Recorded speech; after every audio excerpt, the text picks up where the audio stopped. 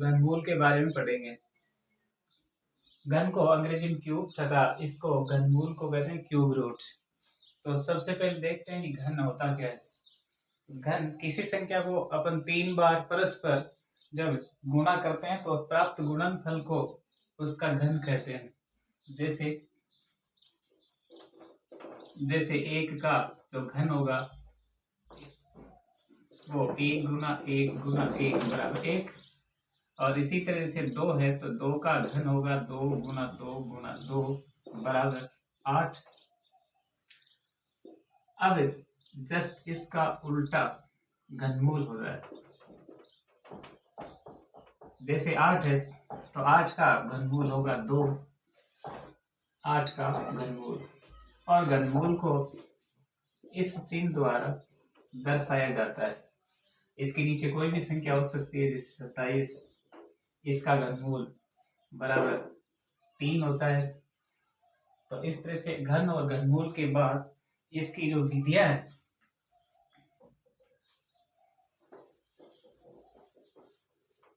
कुछ जो घन संख्याएं हैं उनको विधि से पहले उनको याद रख लेते हैं। जैसे 1 है तो 1 की जो घन संख्या है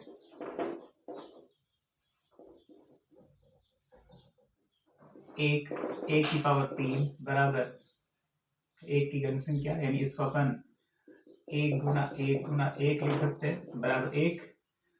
इसी तरह 2 है तो 2 की जो घन संख्या होगी 2 गुना 2 गुना 2 बराबर 8।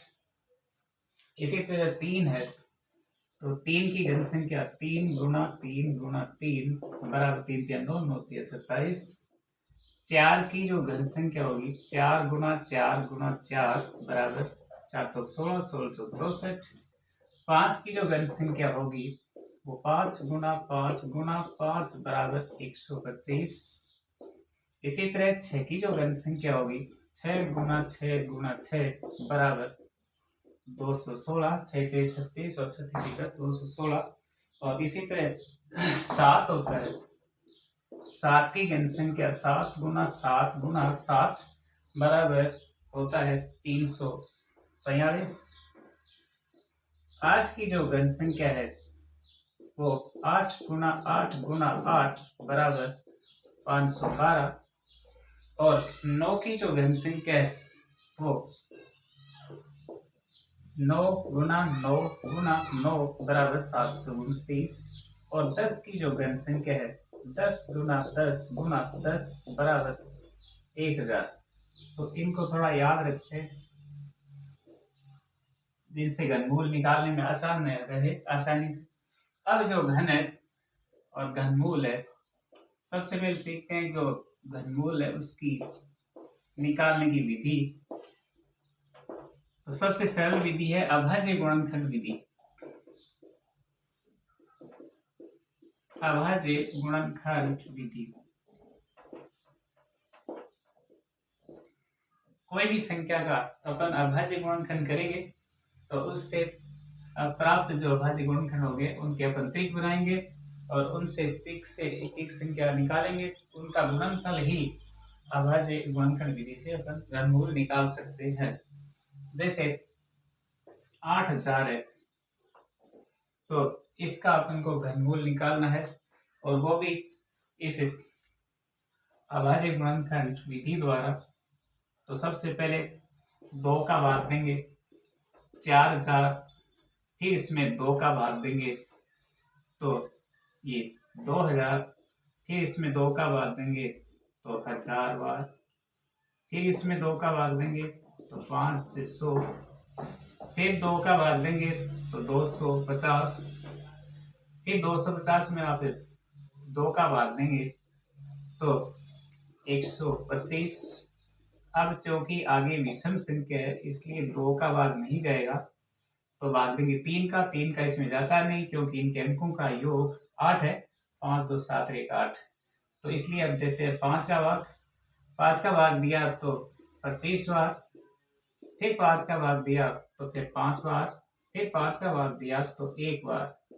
आखिर में जब 1 आ जाता है, अब अपन इसका जो 8000 है इसका जो अभाज्य गुणनखंड के फलस्वरूप जो गुणज प्राप्त हुए हैं 2 गुना 2 गुना 2 गुना 2 गुना 2 गुना 2 तो 5 गुना 5 गुना 5 तो 3 3 6 और 3 9 यानी अब इनके त्रिक बनाते हैं।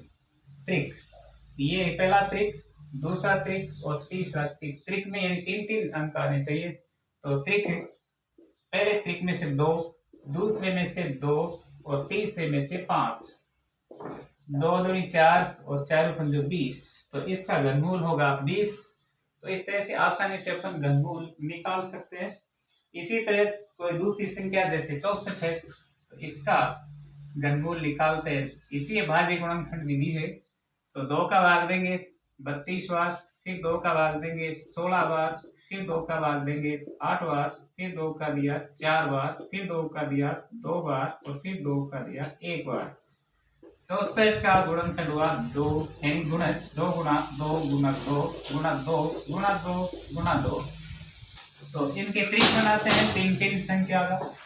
तो 1 2 3 1 2 3, इसमें से 2 पहले त्रिक में से, इसमें से भी 2, 2 को 2 से गुना किया तो 4, इसका घनमूल प्राप्त हो गया। तो इस तरह से आसानी से अपन घनमूल अभाज्य गुणनखंड विधि से निकाल सकते हैं।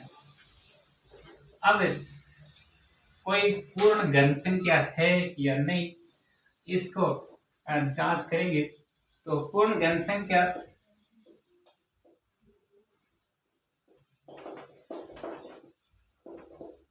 है या नहीं, यानी जिसका घनमूल निकल जाता है तो वो तो होती है पूर्ण घन संख्या, और जिसका घनमूल नहीं निकलता वो पूर्ण घन संख्या नहीं होगी।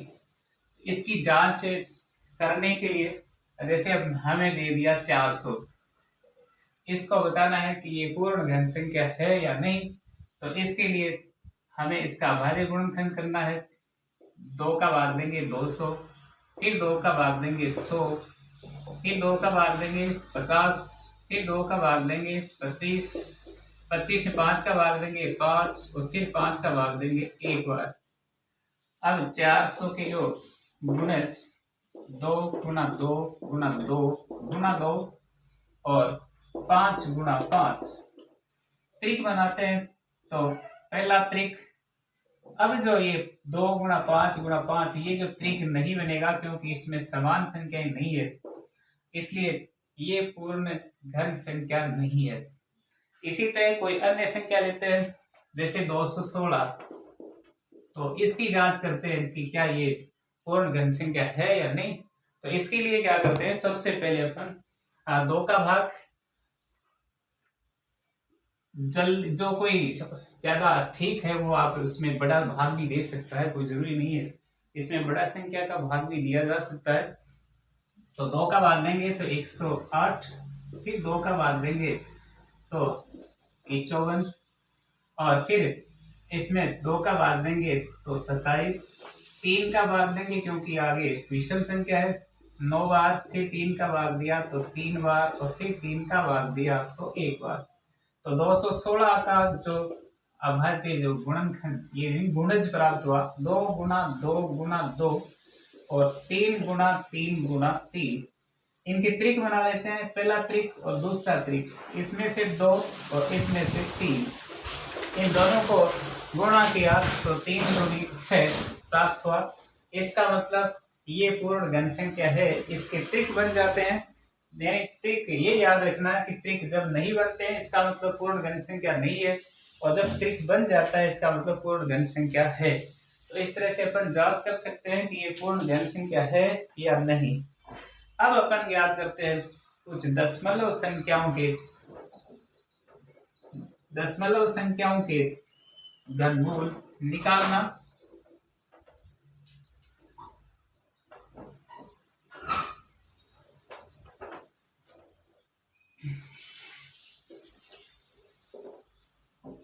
वैसे आसान होता है, अभाज्य गुणनखंड विधि उसमें लगाएं और उसमें से भी आप आसानी से त्रिक ज्ञात करके उसको ज्ञात कर सकते हैं।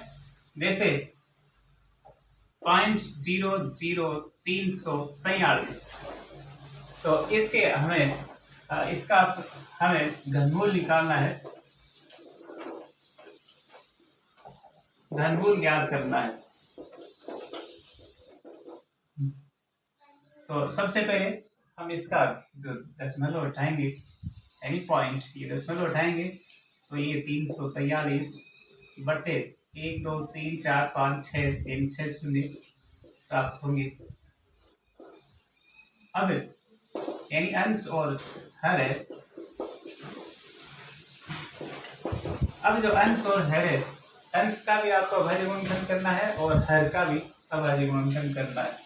तो 343 के ऊपर जब अभाज्य गुणनखंड करेंगे 343 के, तो 7 का भाग है, इसमें गुणनता 7 बार और फिर 7 बार और फिर इसमें 1 बार। तो इसमें इसका भाज्य गुणनखंड किया तो 7 गुना 7 गुना 7 और इनका जो भाज्य गुणनखंड करेंगे तो ये 100 गुना 100 गुना 100 ऐसे प्राप्त होगी, यानी बड़ी राशि भी हो सकती है। अब प्रत्येक में 3 के त्रिक बना लेते हैं, तो इसका त्रिक ये, तो इसका ये पूरा त्रिक होगा, तो ये 7 बटे 100।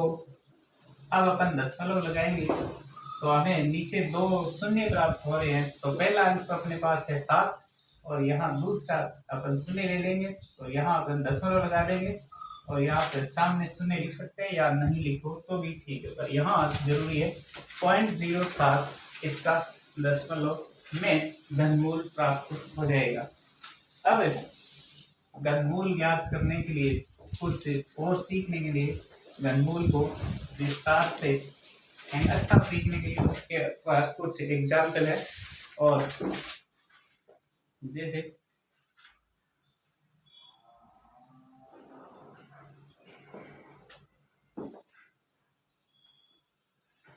एक प्लस 343 या कोई भी संख्या हो सकती है, नीचे 343 का घनमूल, यहाँ भी घनमूल करते हैं, इसका मान ज्ञात करें, इसका मान ज्ञात करें। सबसे पहले क्या होगा, इसका अपन घनमूल निकाल लेंगे अभाज्य गुणनखंड विधि से, यानी ये 7 गुना 7 गुना 7 और ये 1 प्लस यहाँ 3 घनमूल का चिन्ह, ये घनमूल 1 प्लस इसका जब त्रिक बनाएंगे तो इसका घनमूल हुआ 7 और 7 में जब 1 जोड़ दिया जाएगा तो ये होगा 8। अब 8 का जो घनमूल है वो यहाँ से है 2। इस तरह से आसानी से अपन ज्ञात कर सकते हैं। इसी तरह कोई दूसरी संख्या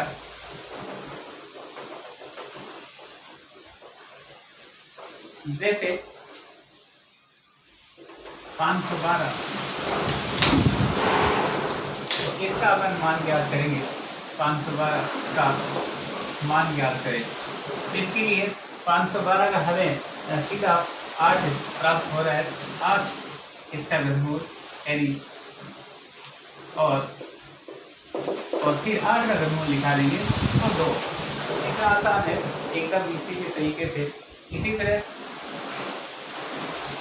दूसरा जो एक एग्जाम्पल और लेते हैं,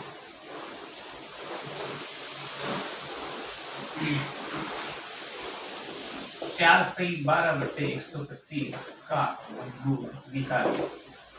ये मिश्र भी है, इसका भी घनमूल अपन आसानी से निकाल सकते हैं। तो पहले इसको अनुचित भिन्न में बदलेंगे, 125 को 4 से गुणा करेंगे तो आएगा 500 प्लस 12 बट्टे नीचे 125 का घनमूल। तो 500 और 12 जोड़ेंगे तो 512 और ये घनमूल का निशान बटे 125। अब 512 का जो घनमूल है वो होगा 8 तथा इस 125 का जो घनमूल है वो होगा 5।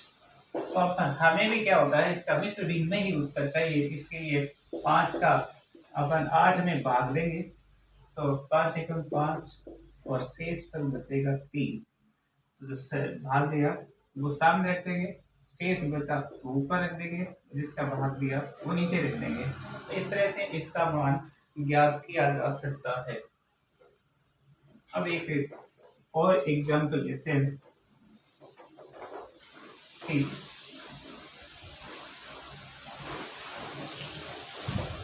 21